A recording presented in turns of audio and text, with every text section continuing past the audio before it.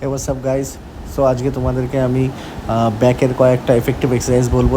ব্যাকের আমরা অনেক কটা এক্সারসাইজ করে থাকি, কিন্তু এই চারটে এক্সারসাইজ তোমরা অ্যাড করবে, তোমাদের খুব হেল্পফুল হবে। যেমন ফার্স্টটা হচ্ছে wide grip lat pull down, এটা তোমরা খুব স্লোলি পারফর্ম করবে সুন্দরভাবে।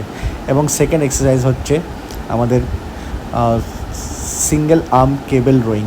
আমি ডাম্বেল দিয়েও করা যায় এটা, বাট আমি ডাম্বেল দিয়ে অতটা আমার ভালো লাগে না। তোমরা কেবল দিয়ে করো, তোমরা খুব ভালো রেজাল্ট পাবে, খুব ভালো এফেক্টিভ রেজাল্ট পাবে। কারণ কেবল দিয়ে করলে কী হয়, মাসেলটা খুব সুন্দর স্কুইজ এবং স্ট্রেচ করা যায়।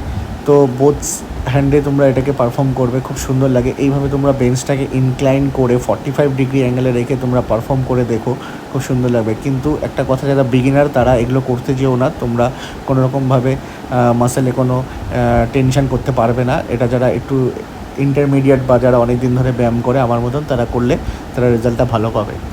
তারপরে নেক্সট এক্সারসাইজ চলে আসলে আমরা V grip lat pull down.